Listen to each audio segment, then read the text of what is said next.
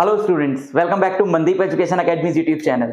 तो हम बात करने जा रहे हैं आपके क्लास 12th फिजिक्स के सारे चैप्टर्स के कौन कौन से टॉपिक्स ऐसे हैं, चैप्टर वाइज हम लोग बात करेंगे जो सबसे ज्यादा इंपॉर्टेंट है। मतलब हर चैप्टर में आप जानते हो कि पूरा चैप्टर पढ़ना जरूरी नहीं होता। अगर आप चैप्टर को समझ रहे हो तो ऑब्वियसली पूरा चैप्टर पढ़ना जरूरी होता है, लेकिन जब एग्जाम सर पे हो और चैप्टर पहले से पढ़ा हुआ हो तो अब पता होना चाहिए कि इस चैप्टर के जो मेन टॉपिक्स हैं वो क्या हैं, जिन पे अपने को ज्यादा फोकस करना। ये वो टॉपिक्स होते हैं जिनमें 90% चांस है जहां से क्वेश्चन आने का। तो उन्हीं टॉपिक्स की हम लोग बात करेंगे। बहुत ही ज्यादा इंपॉर्टेंट वीडियो होने वाला है। बट मैं पहले ये चाहता हूं कि आप सब लोग वीडियो को पॉज करके वीडियो पे जरा एक कमेंट छोड़ें, अपनी प्रिपरेशन के बारे में बताएं, कितनी आपकी प्रिपरेशन हो गई है, कोई चैप्टर रह गया हो तो उसके बारे में बताएं, या फिर पूरा सिलेबस आप पहले से कर चुके हो और अब आपकी सिर्फ रिवीजन बाकी है उसके बारे में बताएं। क्योंकि आपके कमेंट्स पढ़ के मुझे बहुत ही अच्छा लगता है और दूसरी बात है कि मुझे एक क्लियर आइडिया मिल जाता है कि जो मेरे व्यूअर्स हैं, जिनको मैं पढ़ा रहा हूं, उनको किस चीज की नीड है। तो आपके कमेंट्स के बेसिस पे मैं आगे वाले अपने वीडियोस प्लान करूंगा। आप कोई टॉपिक पढ़ना चाहते हैं, आप कोई सीरीज चाहते हैं, तो स्पेशली इस बोर्ड एग्जाम के लिए, तो आप लिख सकते हैं कमेंट सेक्शन में। शुरू करते हैं बच्चों। सबसे पहले बात करें अगर हम लोग इलेक्ट्रिक चार्जेस एंड फील्ड्स की, तो इसमें जो सबसे ज्यादा क्वेश्चन आया हुआ है, देखो मैं अभी वही टॉपिक्स की बात करूंगा जो लास्ट मोमेंट पे आपको रिवाइज करने चाहिए, जिन पे ज्यादा फोकस करना है। उनके अलावा भी कुछ ऑब्वियसली कुछ इंपॉर्टेंट टॉपिक्स होंगे चैप्टर में, बट वो कम इंपॉर्टेंट है, तो हम ज्यादा इंपॉर्टेंट टॉपिक्स की बात करेंगे। तो सबसे पहले आपको पता होना चाहिए इलेक्ट्रिक डाइपोल और उससे रिलेटेड टॉपिक्स के बारे में। बहुत बार क्वेश्चन आया है इलेक्ट्रिक डाइपोल और इसके टॉपिक्स में। और क्या क्वेश्चन है, सबसे पहले तो इसके अंदर 3 डेरिवेशंस है, वो डायरेक्ट आती हैं। पहली इलेक्ट्रिक फील्ड एक्सियल लाइन वाली। भाई पढ़ाई करी है, चैप्टर पढ़ा है तो आपको पता ही होगा। कहीं आप देख के ये सोच रहे हो कि भाई किस बारे में बात हो रही है, कौन सा टॉपिक है। ऐसा नहीं होना चाहिए। अगर ऐसा है तो पहले पढ़ाई कर लो जाके, क्योंकि जिन्होंने पढ़ रखा है चैप्टर और वो जानना चाहते हैं कि अब कौन से टॉपिक्स है जिन पे ज्यादा फोकस करा जाए, उनके लिए ये वीडियो है मेनली। दूसरों के लिए भी काम आएगा, ऐसी बात नहीं है, बट काम आपके तभी आएगा जब कॉपी पेन साथ लेकर बैठोगे और नोट करोगे। तो एक्सियल लाइन वाला डेरिवेशन बहुत अच्छे से कर लेना, इक्वेटोरियल लाइन वाला डेरिवेशन बहुत अच्छे से कर लेना, टॉर्क वाला डेरिवेशन बहुत अच्छे से कर लेना। उसके अंदर जो कंडीशंस होती हैं नॉन यूनिफॉर्म इलेक्ट्रिक फील्ड की, स्टेबल इक्विलिब्रियम, अनस्टेबल इक्विलिब्रियम, वो सारी चीजें, इनके फाइनल रिजल्ट्स अच्छे से लर्न कर लेना। दूसरा जो इंपॉर्टेंट टॉपिक है वो है फ्लक्स एंड गॉस लॉ। सबसे ज्यादा जो क्वेश्चन आया है वो इस पार्ट से आया है इस चैप्टर में। फ्लक्स, इलेक्ट्रिक फ्लक्स पे न्यूमेरिकल बहुत बार आया हुआ है। इलेक्ट्रिक फ्लक्स का पूरा कॉन्सेप्ट, फॉर्मूला कैसे अप्लाई करना है उसको अच्छे से आप पढ़ो। गॉस लॉ के अंदर 4 डेरिवेशंस हैं, वो सारी ही डेरिवेशंस बहुत ज्यादा इंपॉर्टेंट हैं। वो चारों डेरिवेशंस जो है वो डायरेक्ट आपसे पूछी जा सकती हैं और उन पे बेस्ड किस किस तरह के क्वेश्चंस हो सकते हैं जरा देख लो। पहली एप्लीकेशन है derivation of Coulomb's law. Derivation of Coulomb's law from Gauss law. फिर है लाइन चार्ज की इलेक्ट्रिक फील्ड की डेरिवेशन। तीसरा है electric field due to spherical shell वाली डेरिवेशन। ये गॉस लॉ के अंदर हैं, 4 डेरिवेशंस हैं, चारों ही डायरेक्ट डेरिवेशंस पूछी जाती हैं, बहुत ज्यादा इंपॉर्टेंट है। और प्लेन शीट की इलेक्ट्रिक फील्ड की डेरिवेशन, ये सारी चीजें तो अच्छे से आप कर ही लो, मतलब डेरिवेशन पार्ट, ठीक है। दूसरा, इनके फाइनल रिजल्ट्स लर्न करो। इसके ऊपर न्यूमेरिकल आ सकता है, ज्यादा चांस जो है डेरिवेशन का है। मतलब ये वाला टॉपिक और ये वाला टॉपिक आपको बहुत ही ज्यादा अच्छे से पढ़ के जाना है। गॉस लॉ जो है आपका कि फ्लक्स जो है वो Q बाय एप्सिलॉन नॉट होता है, इसके बेसिस पे कॉन्सेप्चुअल क्वेश्चन आ सकता है। गॉस लॉ और इलेक्ट्रिक फ्लक्स का कॉन्सेप्ट मिला के न्यूमेरिकल एप्लीकेशंस की डायरेक्ट डेरिवेशन, लेकिन गॉस लॉ जो फॉर्मूला है और इलेक्ट्रिक फ्लक्स का जो फॉर्मूला है उसके बेसिस पे न्यूमेरिकल बहुत ही ज्यादा इंपॉर्टेंट है। किस तरह का न्यूमेरिकल? ऐसे न्यूमेरिकल्स आपने देखे होंगे जैसे कि एक क्यूब को प्लेस कर दिया,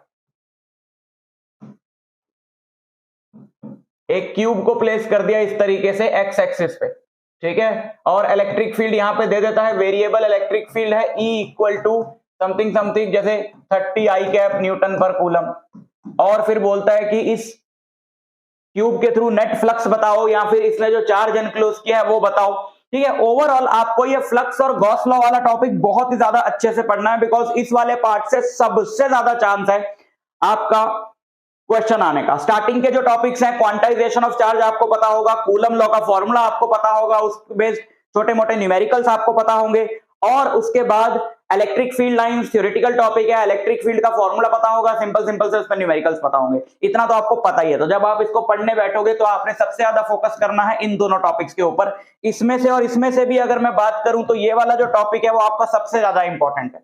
ये डेरिवेशंस अच्छे से लर्न कर लेना। तो टोटल 1 2 3 और 4 ये 7 ये डेरिवेशंस बहुत अच्छे से आपको आनी चाहिए इस चैप्टर से।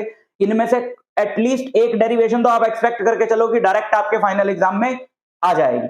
ठीक, और फिर इसके ऊपर न्यूमेरिकल्स। जब भी आप पढ़ाई करो, आपने पीवाईक्यूएस पे बहुत ज्यादा फोकस करना है। अगर आपने पीवाईक्यूएस नहीं करे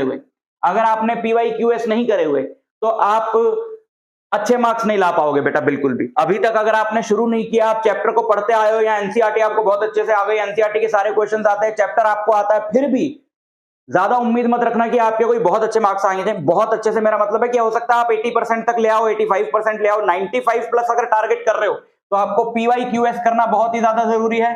और क्वेश्चन बैंक, कोई भी क्वेश्चन बैंक होती है, जैसे लेटेस्ट क्वेश्चन बैंक है उसमें पीवाईक्यूएस भी होते हैं, और जो नए तरह के क्वेश्चन है जैसे एमसीक्यू हो गए, असर्शन रीजन, केस स्टडी, वो सारे क्वेश्चन भी होते हैं। तो एक ही क्वेश्चन बैंक की बुक से आपका पूरा काम चल जाएगा। आप कहोगे अभी इतने एंड मोमेंट पे हम इसको कहां से अरेंज करें, तो भाई दोस्तों से पकड़ो, कहीं से अरेंज करो, नेट से डाउनलोड तो मुश्किल है कि चैप्टर वाइज आपको सारे अच्छे से कहीं पर मिल जाए फ्री में। तो आप तो अगर अरेंज कर सकते हो तो बहुत ही अच्छी बात है, नहीं तो मैं तो आपको बहुत ज्यादा सजेस्ट करूंगा ये कि आप बुक परचेज कर लो। अमेजोन से ऑर्डर करोगे, एक आध दिन में आ जाती है बुक, लेकिन ये बुक करना बहुत जरूरी है।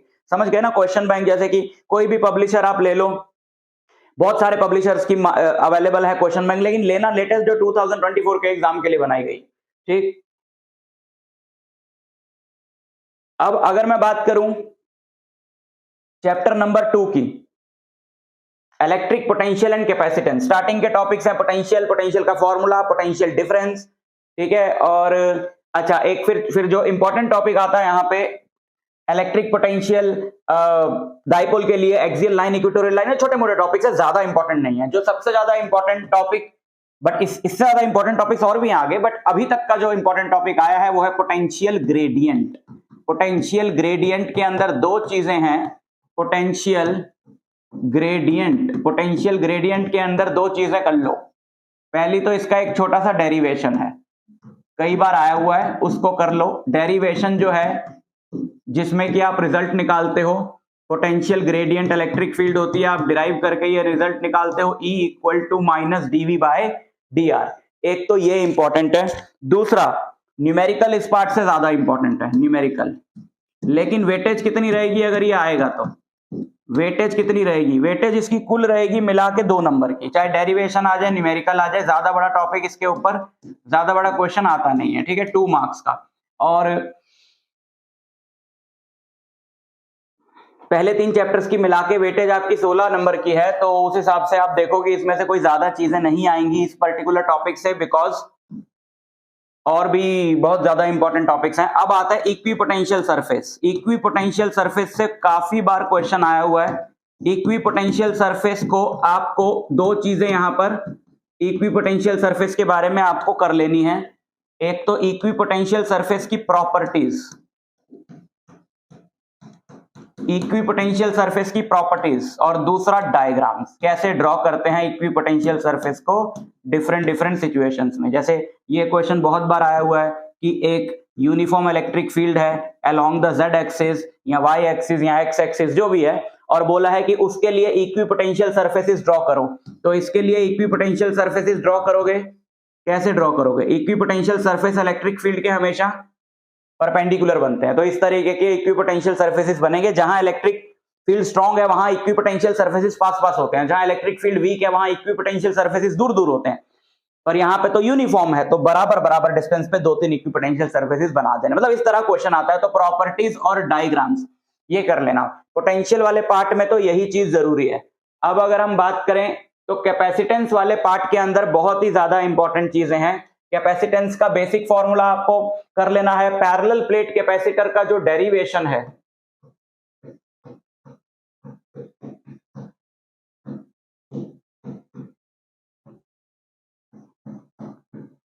पैरेलल प्लेट कैपेसिटर डेरिवेशन है ना, पैरेलल प्लेट कैपेसिटर का कैपेसिटेंस निकालने का बहुत इंपॉर्टेंट डेरिवेशन है। डेरिवेशन, और ज्यादा चांस है डेरिवेशन का, कम चांस है इस पे न्यूमेरिकल का, बट न्यूमेरिकल आया हुआ है तो पूछा जा सकता है। दूसरा, कॉम्बिनेशन ऑफ कैपेसिटर्स, बहुत इंपॉर्टेंट डेरिवेशन है सीरीज और पैरेलल की। Combination of capacitors, derivation series और पैरेलल कॉम्बिनेशन की डेरिवेशन बहुत अच्छे से कर लेना। और जितनी ज्यादा इंपॉर्टेंट डेरिवेशन है उतने ही ज्यादा इंपॉर्टेंट है न्यूमेरिकल्स,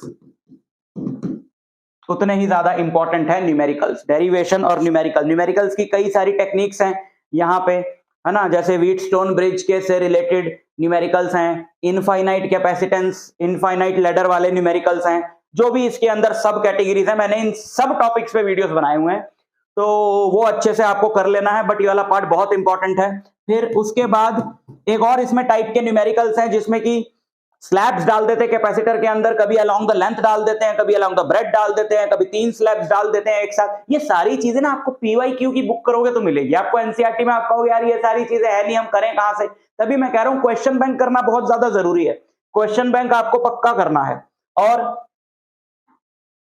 2 डेरिवेशंस हैं कैपेसिटर विद स्लैब्स की, कैपेसिटर विद स्लैब 2 डेरिवेशंस हैं, दोनों ही बहुत इंपॉर्टेंट हैं कि कैपेसिटर की प्लेट्स के बीच में अगर कंडक्टिंग स्लैब डालेंगे तो क्या होगा, और अगर डाइइलेक्ट्रिक स्लैब डालेंगे तो क्या होगा। तो कैपेसिटेंस वाले चैप्टर में वो डेरिवेशंस है, तो डेरिवेशंस एक बार मैं यहां से अगर आपको रिवाइज करा दूं तो एक डेरिवेशन आपकी स्टार्टिंग में not so important, which is the potential due two point charge, करना जरूर।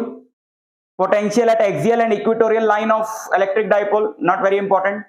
फिर यहां पे पोटेंशियल ग्रेडियंट, चौथी डेरिवेशन बहुत ही ज्यादा इंपॉर्टेंट। पैरेलल प्लेट कैपेसिटर की डेरिवेशन वेरी इंपॉर्टेंट, 5वीं डेरिवेशन ये हो गई। और कॉम्बिनेशन ऑफ कैपेसिटर सीरीज और पैरेलल, 6ठी डेरिवेशन ये हो गई। Capacitor with slab, conducting slab 7वीं, डाइइलेक्ट्रिक स्लैब वाली 8वीं। तो 8 ये डेरिवेशन हो गई, बहुत ही ज्यादा इंपॉर्टेंट, सारी कराई हुई है, चैप्टर वाइज कराई हुई है, अलग अलग कराई हुई है, डिटेल में कराई हुई है, शॉर्ट वीडियोस में कराई हुई है। आप थोड़ा सा सर्च कर लोगे, हर तरह की आपको यहाँ पे चैनल के ऊपर मेरे आपको मिल जाएगा। और दूसरी बात यह है कि इस वीडियो के साथ मैं आपको एक लिंक दे रहा हूं जहां पर कि आपके बोर्ड एग्जाम के 30 सबसे इंपॉर्टेंट क्वेश्चंस अगर आपको एक जगह पे प्रिपेयर करने हो तो उसका मैं लिंक दे रहा हूं। 30 मोस्ट इंपॉर्टेंट क्वेश्चंस, बड़े बड़े जो क्वेश्चन होते हैं ना, long answer type question, AC generator हो गया, ट्रांसफार्मर हो गया, और रेक्टिफायर हो गया, कंपाउंड माइक्रोस्कोप हो गया, ये सारे एक जगह पर, वीडियो सॉल्यूशंस भी और पीडीएफ्स भी एक जगह पर आपको मैं दे रहा हूं। लिंक डिस्क्रिप्शन में दे दूंगा, वहां पे जाके क्लिक करके आप उसको देख सकते हो। एक कोर्स की फॉर्म में मैंने इसको बनाया, बहुत ही ज्यादा नॉमिनल सा प्राइस रखा हुआ है, 50-60 रुपीज है कुछ, जाके उसको चेक कर लेना और आप वहां से परचेज करके देख सकते हो। पीडीएफ बिल्कुल फ्री कर दिया गया है, अगर वीडियो सॉल्यूशंस चाहते हो तो परचेज करके देख सकते हो। उनमें से कुछ के वीडियो सॉल्यूशंस आपको यूट्यूब चैनल पे भी मिल जाएंगे, सारे एक साथ वहां पर कंपाइल करके रख दिए हैं आपके लिए। अब बात करते हैं करंट इलेक्ट्रिसिटी चैप्टर की, चैप्टर नंबर 3 करंट इलेक्ट्रिसिटी में देखे जरा कि क्या क्या चीजें इंपॉर्टेंट है। सबसे पहला जो टॉपिक है काफी ज्यादा इंपॉर्टेंट है, ड्रिफ्ट वेलोसिटी।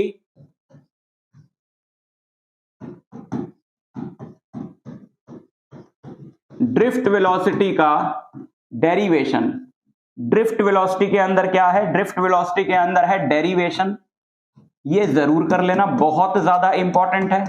और ड्रिफ्ट वेलोसिटी के अंदर न्यूमेरिकल का कोई बहुत ज्यादा चांस नहीं है, डेरिवेशन आप करोगे, फाइनल रिजल्ट लर्न कर लेना और देख लेना कि इसमें जो चीजें हैं, जो टर्म्स आ रही हैं, e by m into tau जो रिलेशन आता है उसमें किस टर्म का मतलब क्या है, ठीक है। दूसरा एक छोटा सा डेरिवेशन है बट है important, relation between current and drift velocity.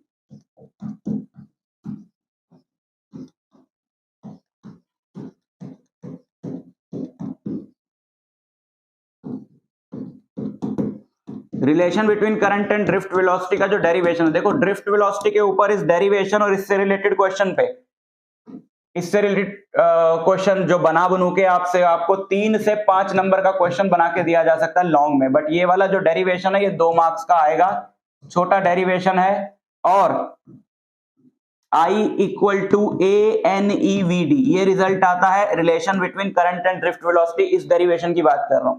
तीसरा ओम्स लॉ, बहुत ही ज्यादा इंपॉर्टेंट, ओम्स लॉ और उसका प्रूफ। ओम्स लॉ के अंदर क्या क्या है देखो जो आपको करना है, ओम्स लॉ का प्रूफ, फॉर्मूला ऑफ रेजिस्टेंस आता है ना R equal to rho L by A, इसके ऊपर आपको न्यूमेरिकल पूछा जाता है, न्यूमेरिकल कि एक बॉडी को स्ट्रेच कर दिया, इतना खींच दिया, उसका लेंथ डबल कर दी तो उसका रेजिस्टेंस कैसे चेंज होगा, ब्ला ब्ला ब्ला इस तरह का, ठीक है।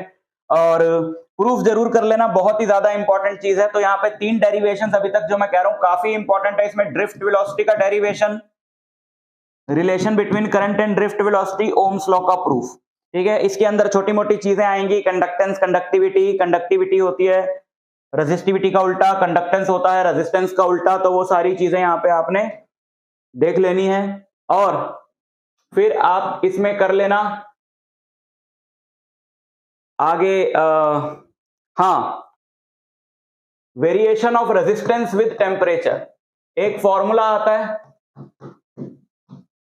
Variation of resistance with temperature. Metals का रेजिस्टेंस कैसे वेरी करता है, नॉन मेटल्स का, और एलॉयज का रेजिस्टेंस कैसे वेरी करता है, सेमीकंडक्टर्स का रेजिस्टेंस कैसे वेरी करता है। Variation of resistance with temperature के अंदर एक तो ये न्यूमेरिकल है, इस वाले फॉर्मूले पे काफी इंपॉर्टेंट है न्यूमेरिकल, और दूसरा इसके अंदर तीनों के ग्राफ्स हैं, graphs, variation of resistance with temperature में मेटल्स का, एलॉयज का और सेमीकंडक्टर्स, तीनों ग्राफ्स जो हैं वो बहुत ही ज्यादा इंपॉर्टेंट हैं, उनको कर लेना।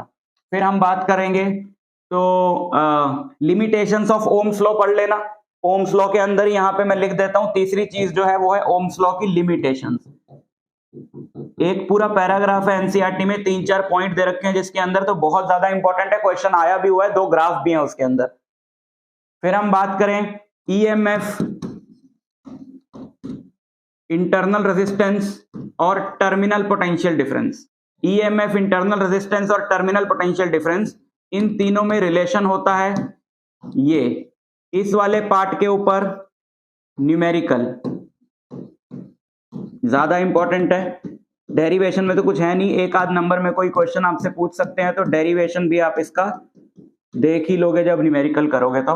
उसके बाद कॉम्बिनेशन ऑफ सेल्स, 2 डेरिवेशंस हैं बहुत important, combination of cells, series और पैरेलल का, इसके ऊपर इसका डेरिवेशन भी और न्यूमेरिकल भी, इसका डेरिवेशन भी और न्यूमेरिकल भी,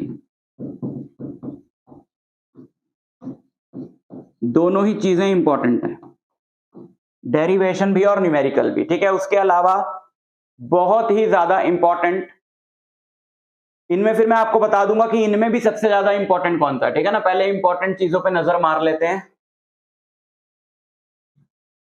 बहुत ही ज्यादा important Kirchhoff's laws, direct statement आ सकती है, लेकिन डायरेक्ट स्टेटमेंट से ज्यादा इंपॉर्टेंट है न्यूमेरिकल्स। किरचॉफ लॉ पे न्यूमेरिकल बिल्कुल भी छोड़ के मत जाना, न्यूमेरिकल। और फिर इसके बेसिस पे व्हीटस्टोन ब्रिज का बैलेंसिंग कंडीशन का प्रूफ, व्हीटस्टोन ब्रिज, ठीक है। ऑर्डर वाइज अगर मैं लगा दूं इसको कि कौन सा सबसे ज्यादा इंपॉर्टेंट है, तो किरचॉफ लॉ और व्हीटस्टोन ब्रिज वाला पार्ट सबसे ज्यादा इंपॉर्टेंट है इसके अंदर। उसके बाद देन ड्रिफ्ट वेलोसिटी वाला part, drift velocity and relation between current and drift velocity, फिर ओम्स लॉ वाला पार्ट, फिर ये वाला पार्ट, और उसके बाद ये वाला पार्ट, ठीक है। इसमें न्यूमेरिकल आता है, इस न्यूमेरिकल की वेटेज 2 या 3 नंबर की होगी, और कई न्यूमेरिकल आपको प्रैक्टिस करने पड़ेंगे तब जाके आपको मास्टरी आएगी। व्हीटस्टोन ब्रिज सिर्फ एक टॉपिक है, 3 नंबर का आपको डेरिवेशन डायरेक्ट आ जाएगा। तो डेरिवेशन इसके अंदर एक ड्रिफ्ट वेलोसिटी का हो गया, relation between current and drift velocity, Ohm's law, 3 derivation, एक इसका एक छोटा सा डेरिवेशन है, इसको भी काउंट कर लेते हैं 4। यहाँ पे combination of cell, series and parallel, 6 और व्हीटस्टोन ब्रिज का इसके अंदर भी यहाँ पे आपके 7 डेरिवेशंस हैं। इनको बहुत ही अच्छे से आपने प्रिपेयर कर लेना है, बिल्कुल भी कुछ नहीं छोड़ना है ये सारे पार्ट में से, ठीक है। आगे बात करते हैं चैप्टर नंबर 4 की। बहुत ही ज्यादा इंपॉर्टेंट टॉपिक्स हैं इस चैप्टर के अंदर। सबसे पहले तो बायोट-सैवर्ट्स लॉ।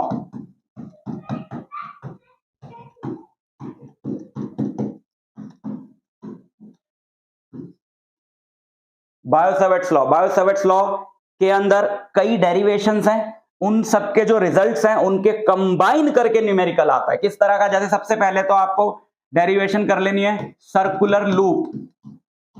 सर्कुलर लूप के लिए magnetic field, circular loop carrying current के लिए magnetic field at the centre, छोटा डेरिवेशन है, कम इंपॉर्टेंट। एंड एक्सिस, बहुत बहुत बहुत इंपॉर्टेंट डेरिवेशन है, ठीक है। ये कर लेना, ये कर लेना। ये वाला डेरिवेशन आपका आएगा 2 नंबर में, लेकिन ये डेरिवेशन आएगा 3 में। इसके साथ न्यूमेरिकल डाल देगा तो 5 का हो जाएगा। फिर इसके अंदर डायरेक्ट रिजल्ट है, आर्क के लिए मैग्नेटिक फील्ड क्या होती है, स्ट्रेट कंडक्टर के लिए क्या होती है, इन सब की कॉम्बिनेशन पे न्यूमेरिकल ऑन कॉम्बिनेशन, इन सब की कॉम्बिनेशन पे न्यूमेरिकल, ठीक है।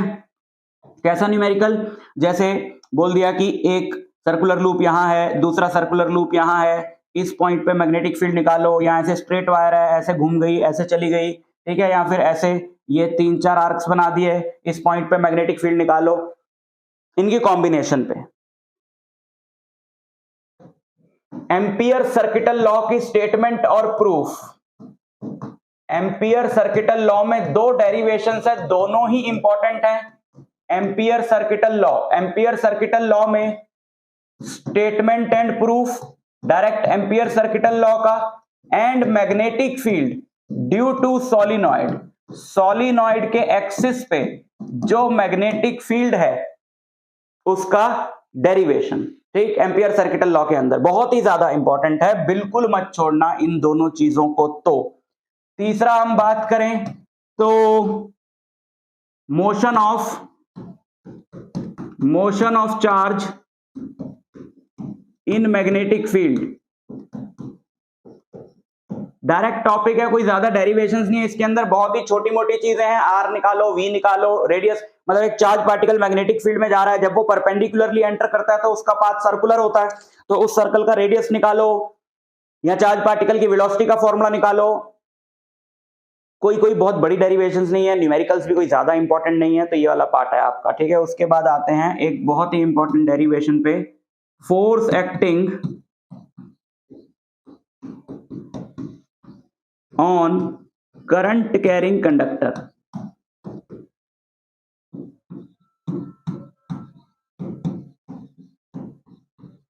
Force acting on current carrying conductor. इसके अंदर देखो, इस वाले के अंदर 3 सब टॉपिक्स हैं। एक तो आप ये फॉर्मूला डिराइव करोगे F = ILB sin थीटा। जब एक L लेंथ का कंडक्टर B मैग्नेटिक फील्ड में रखा हो थीटा एंगल पे, जिसमें से I करंट फ्लो हो रहा हो, तो उसकी उस पे जो फोर्स लग रही है ILB sin थीटा 2 नंबर का छोटा डेरिवेशन है, लेकिन कम चांस है क्योंकि इसके अंदर फोर्स बिटवीन पैरेलल कंडक्टर्स वाला डेरिवेशन है और वो बहुत ज्यादा इंपॉर्टेंट है, इसको बिल्कुल नहीं छोड़ना, बहुत बहुत इंपॉर्टेंट है। फोर्स बिटवीन पैरेलल कंडक्टर्स, ठीक है। 1 एम्पियर की डेफिनेशन आती है जहां पे। और तीसरा भी बहुत बहुत बहुत इंपॉर्टेंट है, टॉर्क ऑन कॉइल। एक कॉइल अगर मैग्नेटिक फील्ड में रखा है तो उस पर टॉर्क लगती है। तो 3 डेरिवेशन है इसके अंदर यहाँ पे जो बहुत ज्यादा इंपॉर्टेंट है, किसी को भी छोड़ के नहीं जा सकते आप। और मूविंग कॉइल गैल्वेनोमीटर बहुत ही ज्यादा इंपॉर्टेंट है, पूरा का पूरा टॉपिक।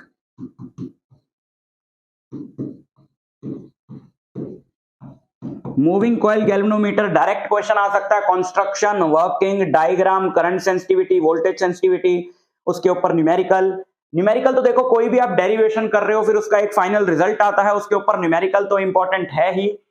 यहां से एक न्यूमेरिकल आता है, फोर्स बिटवीन पैरेलल कंडक्टर से डेरिवेशन तो है ही इंपॉर्टेंट, न्यूमेरिकल यहां पर बहुत ही ज्यादा इंपॉर्टेंट है। टॉर्क ऑन द कॉइल पे न्यूमेरिकल आता है। तो फाइनल रिजल्ट जब आप उसका याद करोगे तो आपको उस पे बेस 2-3 न्यूमेरिकल्स तो देख ही लेने हैं। और मूविंग कॉइल गैल्वेनोमीटर के साथ बहुत ही ज्यादा इंपॉर्टेंट डिवाइस है, 3-4 इंपॉर्टेंट डिवाइस है ना, moving coil galvanometer, transformer, compound microscope, rectifier और एसी जनरेटर। ये 5 डिवाइसेस हैं, पांचों ही बहुत बहुत बहुत इंपॉर्टेंट। एटलीस्ट 2 आप मान के चलो कि आपके फाइनल एग्जाम में होंगे, ठीक है। मूविंग कॉइल गैल्वेनोमीटर की कन्वर्जन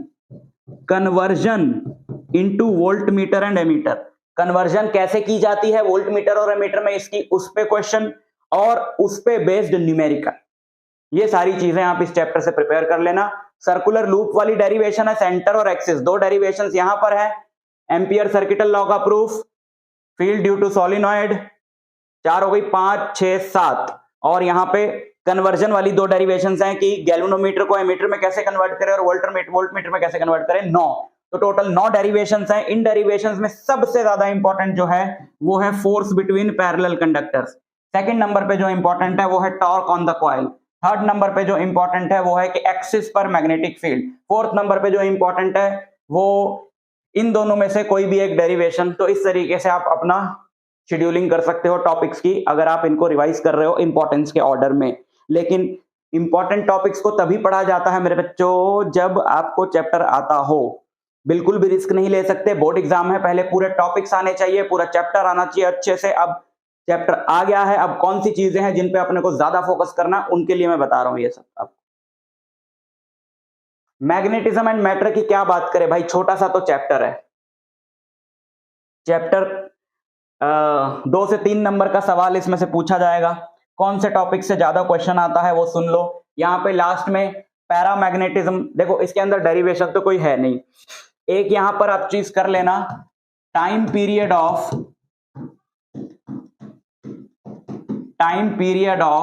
मैग्नेटिक डाइपोल इन एक्सटर्नल मैग्नेटिक फील्ड।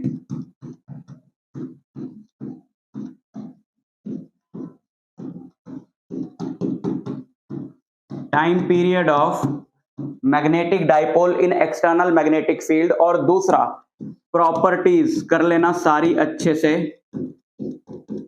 इंपॉर्टेंस के ऑर्डर में बता रहा हूं। प्रॉपर्टीज कर लेना, डायामैग्नेटिक, पैरामैग्नेटिक, फेरोमैग्नेटिक का एंड में एक टेबल आता है ना, किसकी ससेप्टिबिलिटी क्या है, किसकी रिलेटिव परमेबिलिटी क्या है, ये कर लेना। और तीसरा इंटेंसिटी ऑफ मैग्नेटाइजेशन और मैग्नेटाइजिंग फील्ड इंटेंसिटी पे एक पैराग्राफ है एनसीईआरटी में, वो पढ़ लेना। ये 3 टॉपिक जो है वो सबसे ज्यादा इंपॉर्टेंट है इस चैप्टर में। बिल्कुल एंड में करना, कोई जल्दबाजी नहीं है, फालतू के टॉपिक्स हैं, पहले इंपॉर्टेंट चैप्टर्स कर लेना। 3 नंबर की वेटेज होगी इसकी, 3 से ज्यादा का सवाल नहीं आएगा इसमें से। इलेक्ट्रोमैग्नेटिक इंडक्शन, इलेक्ट्रोमैग्नेटिक इंडक्शन में सबसे पहले बहुत ही ज्यादा इंपॉर्टेंट है फैराडेज लॉज। फैराडेज लॉज की स्टेटमेंट डायरेक्ट पूछी जाती है। फैराडेज लॉज में स्टेटमेंट डायरेक्ट पूछी जाती है और न्यूमेरिकल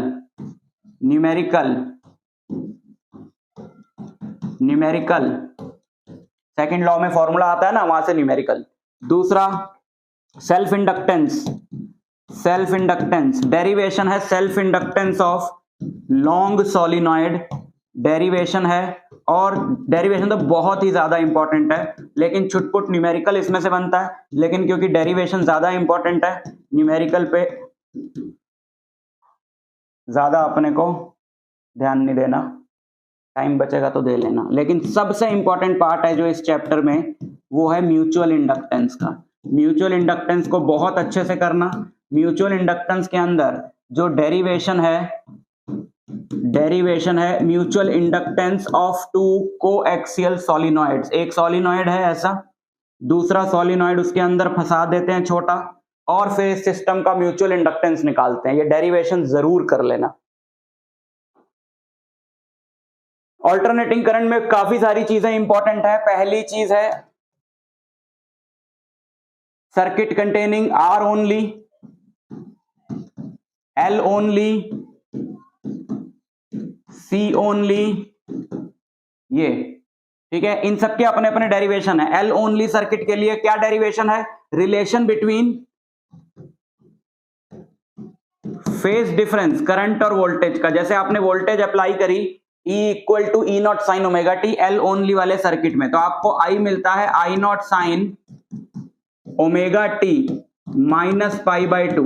ये कहां से आया, मतलब यहां से इसको डिराइव करना, या सी ओनली सिर्फ कैपेसिटर लगा हो तो उसमें आपको मिलता है I not sine omega T plus pi by two. तो ये जो डेरिवेशन है, ये जो ई से आई तक का सफर है, इसमें छोटे छोटे डेरिवेशन है, दो बहुत ही ज्यादा इंपॉर्टेंट है। लेकिन अब आता है सबसे ज्यादा important derivation, series LCR circuit, बहुत ही ज्यादा इंपॉर्टेंट है। इसमें डेरिवेशन है फेज रिलेशनशिप का। सबसे पहले तो इंपीडेंस निकालने का डेरिवेशन,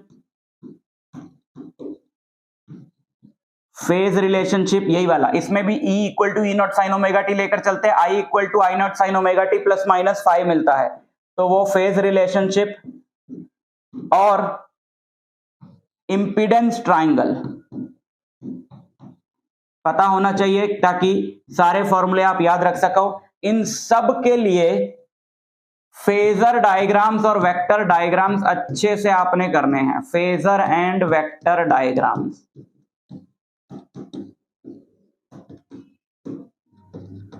दो महा इंपॉर्टेंट टॉपिक्स हैं इस चैप्टर में। अच्छा, इसके अंदर रेजोनेंस की कंडीशन का डेरिवेशन और उसका मीनिंग, उस पे फॉर्मूला, और रेजोनेंस के अंदर एक ग्राफ है वो करना है आपको बहुत अच्छे से। महा इंपॉर्टेंट टॉपिक्स हैं, ट्रांसफॉर्मर सब कुछ है इसके अंदर, construction, working principle, diagram, energy losses theory and same everything for AC generator. Energy losses को छोड़ के वो नहीं मेंशन, बहुत बहुत बहुत बहुत बहुत इंपॉर्टेंट। ये वही जो 5 डिवाइसेस के नाम लिए थे वो सारे यहाँ पे पांचों के पांचों आपको करने हैं, तो उन 5 में से 2 ये थे। फिर यहां पर एक डेरिवेशन है काफी important, energy stored, energy stored in an inductor.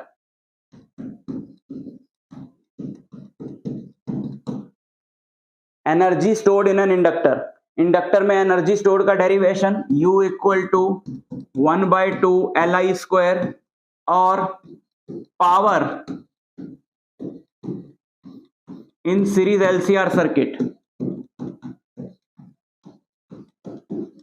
Power E RMS into IRMS into cos phi, जिसको बोला जाता है पावर फैक्टर, कॉस फाई को बोला जाता है पावर फैक्टर। ये सारी चीजें आपको बहुत ज्यादा अच्छे से आनी चाहिए इस चैप्टर में। इलेक्ट्रोमैग्नेटिक वेव्स में 2 चीजें हैं पढ़ने वाली, एक तो है displacement current,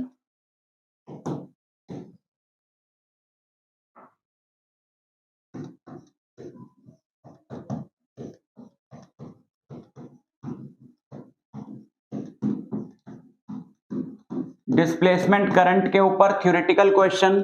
number 2, equation of EM wave पे numerical, equation of EM wave और इलेक्ट्रोमैग्नेटिक स्पेक्ट्रम पे थ्योरेटिकल क्वेश्चन। ये 3 चीजें आपने कर लेनी है, बाकी इसमें से कुछ नहीं आएगा। इलेक्ट्रोमैग्नेटिक स्पेक्ट्रम की इन वाली वेव्स को इंक्रीजिंग ऑर्डर ऑफ फ्रीक्वेंसी या वेवलेंथ में लगाओ, या इनके यूजेस बताओ, या फिर यूजेस दिए होते हैं तो बताओ ये यूज किस वेव के हैं, ठीक है, वो आपको इसमें से कर लेना है। तो ये बुक 1 के सबसे ज्यादा इंपॉर्टेंट टॉपिक्स थे, जहां से जो बताया उसको अच्छे से कर लेना। ये वो टॉपिक्स हैं जिनमें से 90% चांस है आपका पेपर आने का। बुक 1 की मिला के वेटेज आपकी 34 मार्क्स की बनती है, तो लगभग 50%। तो इसको, इन सारे टॉपिक्स को बहुत अच्छे से आपने करना है। बुक 2 के इंपॉर्टेंट टॉपिक्स की बात करेंगे दूसरे वीडियो में, मिलता हूं आपसे उस वीडियो में। All the way.